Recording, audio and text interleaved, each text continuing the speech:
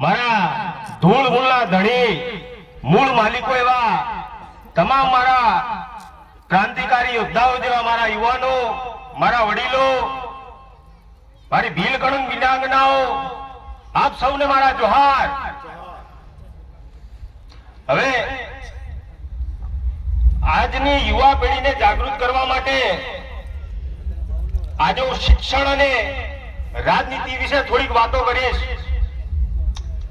હમણાં અગાઉ ગામેતી સાહેબે વાત કરી તેમ આજે ચિંતન શિબિરો કરવાની જરૂર કેમ પડી? આજે આપણો સમાજ એટલો શોષણ થઈ રહ્યું છે, પ્રતાડિત થઈ રહ્યો છે, આપણા સમાજ સાથે ઘણા અન્યાય થઈ રહ્યા છે। એના માટે થઈને આજે આપણે અલગ અલગ વિસ્તારોમાં ચિંતન શિબિરો અને સભાઓ કરવાની આજે સખત જરૂર પડી છે। સાહેબે કીધું તેમ જાતિવાદનો કીડો આજે એટલો બધો કોરી ખાઈ ગયો છે, ખોતરી ખાઈ ગયો છે, અંદરો અંદર આપણને પૂરા કરી નાખ્યા, ખતમ કરી નાખ્યા, પણ આપણને કોઈને ખબર પડતી નથી। અત્યારે તમે દેખ્યું હશે આઈએએસ કેડરના અધિકારીઓમાં પણ આ મનુવાદની સરકારે લેટર એન્ટ્રી આજે આપી છે કે જેની યુપીએસસી પરીક્ષા પણ પાસ નથી કરી એવા વ્યક્તિઓને આજે સીધે સીધા ડાયરેક્ટ કલેક્ટર બનાવી રહ્યા છે। આ બહુ ચિંતાનો અને ગંભીર વિષય છે। આજે આપણા સમાજની જો ગુજરાતમાં વાત કરીએ તો જે તે વખતે આપણા સમાજના ઘણા એવા આઈએએસ અને આઈપીએસ કેડરના ઓફિસરો હતા। અત્યારે લગભગ 90% જેટલા આપણા અધિકારીઓ આજે રિટાયર્ડ થઈ ગયા છે। થોડા ઘણા આજે 10% જેવા બચ્યા છે। લગભગ 2-3 વર્ષમાં એ પણ રિટાયર્ડ થઈ જવાના છે। અત્યારે હાલ થોડા સમય પહેલા જે જીપીએસસી ની પરીક્ષા લેવાય એનું રિઝલ્ટ જોતા એવું લાગે છે કે આપણી જે એસસી, એસટી અને ઓબીસી આ લોકો માટે જીપીએસસી અને યુપીએસસી ના દરવાજા લગભગ કાયમ માટે આ મનુવાદની જે સરકારો જે છે એ લોકોએ કાયમ માટે આપણા માટે દરવાજા આજે બંધ કરી દીધા છે। આજની જે યુવા પેઢી છે, ભાઈઓ મારા વ્યસનમાં, બહેનો મારી ફેશનમાં, અને હવે કંઈક નવું આવ્યું વોટ્સએપ, ફેસબુક, ઇન્સ્ટાગ્રામ પર આજે રીલો બનાવે છે। આ આપણા સમાજનું યુવા ધન છે, યુવા પેઢી છે, આજે કઈ દિશા અને કઈ દશા તરફ જઈ રહી છે આપણા માટે બહુ ગંભીર વિષય છે। આના માટે આપણે ચિંતન અને મનન કરવાની જરૂર છે। સરકાર દ્વારા સરકારલક્ષી આજે ઘણી બધી યોજનાઓ છે, આપણા લોકોને ખબર જ નથી।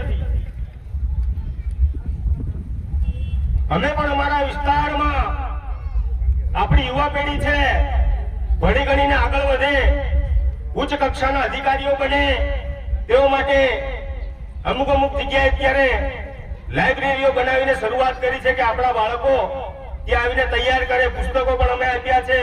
આપણા સમાજના ઘણા અધિકારીઓ પણ આજે ડોનેશન આપી રહ્યા છે। પણ દુઃખજનક બાબત એ છે 50-60 ખુરશીઓ મૂકેલી હોય છે કાયમ માટે, તો માંડ ગણ્યા ગાંઠ્યા 15-20 છોકરાઓ આજે રીડિંગ માટે આવતા હોય છે। એટલે આપણા માટે ખૂબ દુઃખજનક બાબત છે। યુવા પેઢીએ જેવી રીતે બાબા સાહેબે કીધું તેમ શિક્ષિત બનો, સંગઠિત બનો અને સંઘર્ષ કરો। એનું પરિણામ આપણને એક દિવસ ચોક્કસ મળશે।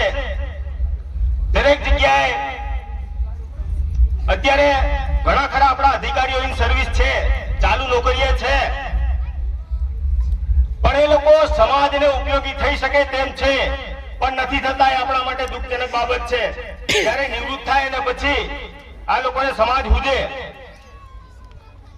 જ્યારે તમે સત્તામાં હતા, જ્યારે તમે પાવરમાં હતા, તમે સમાજ માટે ઘણું કરી શકતા હતા, પણ તમારું એ વખતે તમારું કોઈ જ યોગદાન નથી। જેવી રીતે 9 ઓગસ્ટ આવે કે અન્ય કોઈ બીજા આપણા તહેવારો આવે તો હજારો લાખોની સંખ્યામાં માનવ મહેરામણ ઉમટી પડતું હોય છે, પણ એટલી જ ભીડ, એટલી જ સંખ્યા જો આપણા સંવિધાનિક અને બંધારણ હક અને અધિકાર માટે જ્યારે રસ્તા પર ઉતરી આવશે ત્યારે કોઈ સરકારની કોઈના બાપની તાકાત નથી આપણને રોકી શકે. એના માટે આપણે બહાર નીકળવું પડશે, લડવું પડશે. દરેક સભાઓમાં પણ આપણે જોઈએ છે આમાંથી બેઠેલા તમામ ભાઈઓ બહેનો અમારા જેવા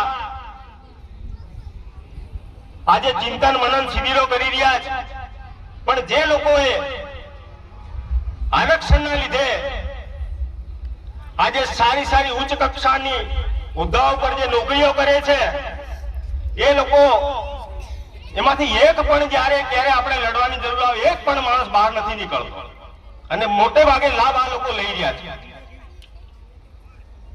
એ લોકોએ બહાર નીકળવું પડશે, સમાજ માટે લડવું પડશે, બોલવું પડશે.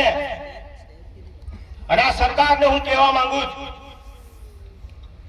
આદિવાસીઓનું શોષણ કરવાનું, પ્રતાડિત કરવાનું બંધ કરી દેજો, નહીતર આવનાર સમયમાં હવે કોઈ આંદોલન નહીં થાય, કોઈ ધરણા નહીં થાય. જે દિવસ આદિવાસી હથિયાર લઈને રોડ પર નીકળી આવશે એ દિવસ તમારી ખેર નથી રહેવાનો. આજે ઘણી બધી સરકારો આવી અને ગઈ, પણ આપણને આટલા બધા પ્રતાડિત કે હેરાન પરેશાન નથી કર્યા. આજે જળ, જંગલ અને જમીનની આપણે વાત કરીએ છીએ. બિરસા મુંડાજી માત્ર 25 વર્ષની વયે શહીદ થઈ ગયા હતા. શેના માટે લડ્યા? ચંદ્રિકાબેને હમણાં વાત કરી, જળ, જંગલ અને જમીન માટે લડ્યા. અત્યારની નાલાયક અને બેકાર સરકાર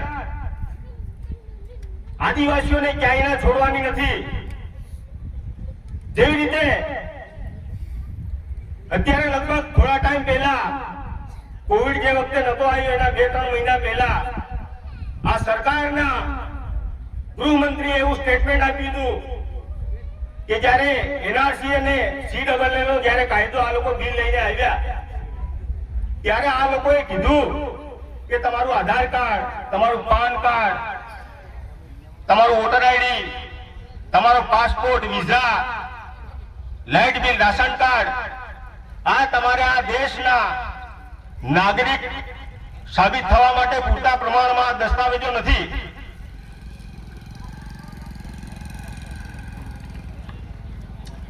તો બીજા દસ્તાવેજો ક્યાંથી લાવીશું આપણે આ દેશના નાગરિક સાબિત થવા માટે? ખુદ આ દેશના ભૂતપૂર્વ ઉપરાષ્ટ્રપતિ હામિદ અંસારી સાહેબ પણ આ દેશના નાગરિક તરીકે પોતાના પુરાવા રજૂ નથી કરી શક્યા. તો તમે, હું અને સામાન્ય માણસની શું સ્થિતિ ઉત્પન્ન થશે? આદિવાસીઓ પાસે સૌથી મોટામાં મોટું જો હથિયાર હોય તો 7, 12, 8 આની જે આપણો ઉતારો નકલ જે આવે છે એમાં 73 ની જે એન્ટ્રી છે એનાથી આપણે સાબિત થઈએ છીએ કે આ દેશના મૂળ માલિકો આપણે આદિવાસી છે. એટલા માટે આજે તમામ આપણો આખો ટ્રાઇબલ બેલ્ટ છે, આપણો આદિવાસી વિસ્તાર છે. આ સરકારોએ નવા નવા પ્રોજેક્ટ લાવીને આજે આદિવાસીઓને ત્યાંથી બહાર ધકેલી દીધા, જમીનો પડાવી લીધી. આજે અમારા વિસ્તારમાં જે DMIC જે નીકળ્યો છે, દિલ્હી મુંબઈ ઇન્ડસ્ટ્રીયલ કોરિડોર રસ્તો, એના અંતર્ગત લાખો આદિવાસીઓ આજે વિસ્થાપિત થયા છે, જમીન વિહોણા થઈ ગયા છે. આ રસ્તો જે તે વખતે પાદરા, વડોદરા અને પાલનપુર ઉપરથી સર્વે થયેલો હતો લગભગ 1994માં. એ જ રસ્તો આખો આપણો આદિવાસી પટ્ટો લઈ લીધો અને આદિવાસીઓને જમીન વિહોણા કરી નાખ્યા. અગાઉ જેમ કીધું તેમ આપણા જે ચૂંટાયેલા જે પ્રતિનિધિઓ છે એ સાલા માઇક આંગલાઓ જે તે પાર્ટીના ગુલામો એક પણ શબ્દ બોલવા માટે નથી નીકળ્યા. અમારા દાહોદની અંદર આજે ઝાયડસ હોસ્પિટલ આવી, એક પ્રાઇવેટ ફાર્માસ્યુટિકલ કંપનીનો માલિક એનો ઓનર છે. આજે બાકીના ગુજરાતમાં દરેક જિલ્લાઓમાં મેડિકલ કોલેજો આપી તો એ GMERS તરફથી આપેલી અર્ધ સરકારી છે. આજે આદિવાસી વિસ્તારમાં એક પ્રાઇવેટ મેડિકલ કોલેજ આપી, એનાથી આજે લાખો કરોડો આદિવાસીઓનું આજે શોષણ થઈ રહ્યું છે.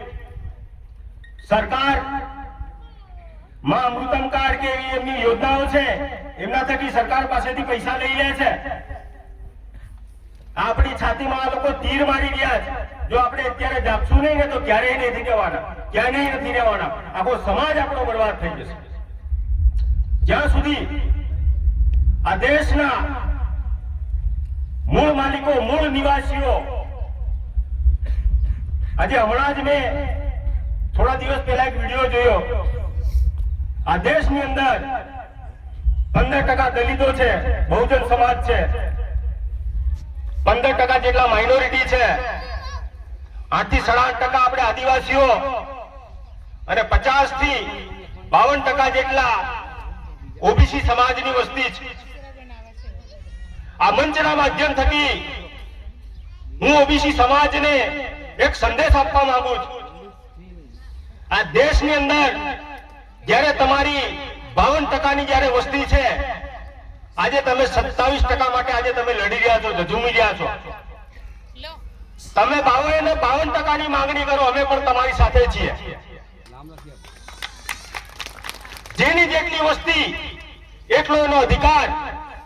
સમીરભાઈએ કીધું તેમ દરેક સિસ્ટમમાં, ઇવન તમે આઈએસ કેડર લઈ લો, સેક્રેટરીઓ જોઈ લો, સુપ્રીમ કોર્ટના જજ જોઈ લો, તમામ હોદ્દાઓ પર આજે 10 થી 11% જે મનુસ્મૃતિની વિચારધારા વાળા લોકો આ સિસ્ટમમાં બેઠા છે.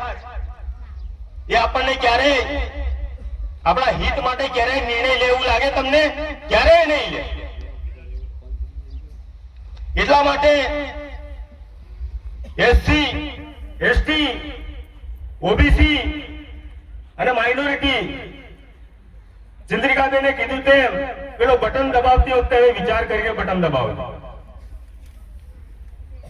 આપણા આદિવાસી વિસ્તારમાં આજે આપણે જે ભોગવી રહ્યા છે, એનું મોટામાં મોટું કારણ એ છે કે આપણા માણસો બાટલીમાં ને પોટલીમાં ને 500 રૂપિયામાં આજે વેચાઈ જાય છે. આજે તમને 100, 200, 500 રૂપિયા તમારે કેટલા દિવસ ચાલવાના છે? એક વાત હતી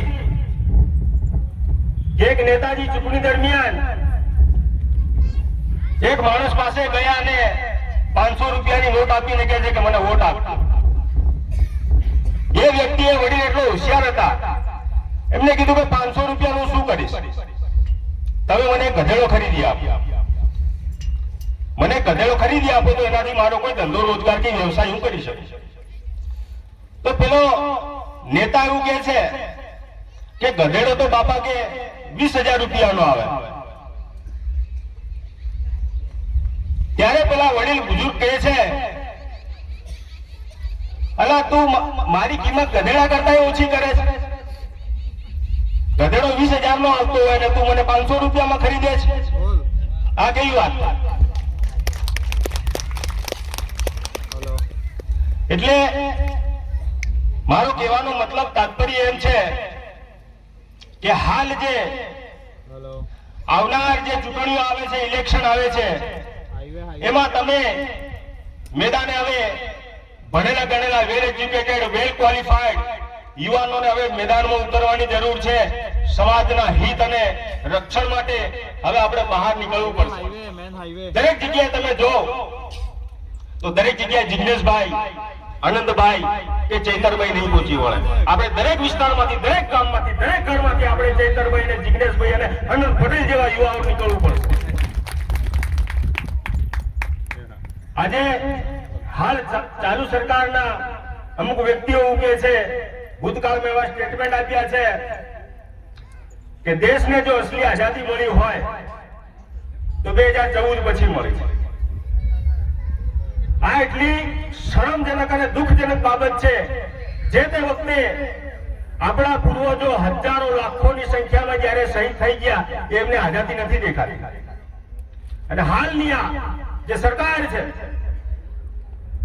હિન્દુ મુસ્લિમ અને મંદિર મસ્જિદ સિવાય આ લોકો પાસે કોઈ જ એજન્ડા નથી હોતા. આના નામે જ આ લોકો પ્રોપેગેન્ડા કરી અને ચૂંટણીમાં મત માંગવા નીકળી પડતા હોય. એટલે આવા નાલાયકોને ઓળખો, એમને ચપ્પલ અને જૂતા ઉતારીને મારવાનો સમય હવે આવ્યો છે. બીજી વસ્તુ સત્ય વાત કહીશ. હાલ અત્યારે મારી જે યુવા પેઢી છે એ થોડી ભ્રમિત અને ગુમરાહ થઈ રહી છે. મને ચૈતરભાઈનો કોઈ વિરોધ નથી. ચૈતરભાઈને હું માનું છું, વ્યક્તિગત મારા સારા મિત્ર પણ છે, સમાજ માટે લડે છે, બોલે છે, એ આપણા માટે ગર્વની ગૌરવની બાબત છે.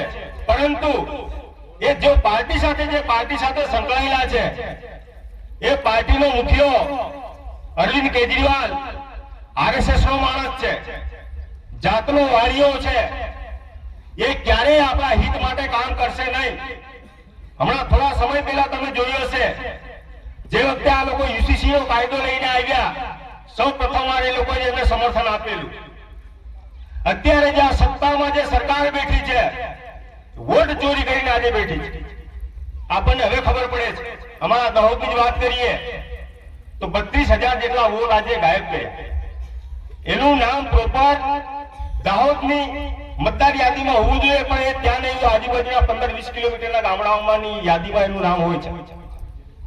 એટલે આવી રીતે આ લોકો વોટ ચોરી કરીને, EVM હેક કરીને આજે સરકાર બનાવી રહ્યા છે. અને આપણે જો આદિવાસીઓએ જો બચવું હોય, આપણા જે સંવિધાનિક હક અધિકારો જો લેવા હોય, તો આપણે આ સરકારને ઉખાડીને ફેંકી દેવું પડશે. નહીં તો તમે હું ને બધા મરી ગયા. હવે સ્ટેજ ઉપર ભાષણો કરવાનો પણ સમય નથી. આવનાર સમય એટલો ભયંકર આવી ગયો છે. અને પેલી વાત વચ્ચે રહી ગઈ તેમ આદિવાસીઓને જમીન વિહોણા એટલા માટે કરી રહ્યા છે કે જે જમીન જે સરકાર આજે લઈ રહી છે, અને બહાર તમે લેવા જશો એ જમીનમાં ક્યારે તમારે 7, 12, 8 ની અંદર ટોકે ડબલ એની એન્ટ્રી નથી પડવાની. એટલે ઓટોમેટિક તમે મળી જવાના. એના સિવાય આપણા પાસે કોઈ પુરાવો નથી. તો હવે આપણે બાબા સાહેબે કીધું તેમ શિક્ષિત બનવાની જરૂર છે, સંગઠિત બનવાની જરૂર છે, સંઘર્ષ કરવાની જરૂર છે. અને બાબા સાહેબે એમ પણ કીધું, शिक्षा वो शेरनी का दूध है, शिक्षा वो शेरनी का दूध है, जो जितना पिएगा उतना दहाड़ेगा. એટલે મારા યુવાન ક્રાંતિકારી ભાઈઓને હું આ મંચના માધ્યમ થકી આહવાન કરું છું, એજ્યુકેશન તમે ભણવાની પણ મહેનત રાખો, પણ સાથે સાથે હવે આપણે આ ચૂંટણી લક્ષી યુદ્ધ મેદાનમાં આપણે જંગ કરવા માટે હવે ઉતરવા માટેનો સમય આવી ગયો છે. સમીરભાઈએ કીધું તેમ દરેક ગામમાં આપણું યુથ બનાવો, આપણું ગ્રુપ બનાવો, સંઘર્ષ કરો, આપણને પરિણામ 100% અવશ્ય મળશે. આટલી વાત કહી મારી વાણીને વિરામ આપું. જોહાર. अरे जय जोहर का नारा है, अरे जय जोहर का नारा है, अरे बिरसा लड़े थे गोरों से, हम लड़ेंगे चोरों से, बिरसा लड़े थे गोरों से, हम लड़ेंगे चोरों से. जोहार. जय आदिवासी, जय भील प्रदेश, जय संविधान, जय भील. खूब खूब धन्यवाद.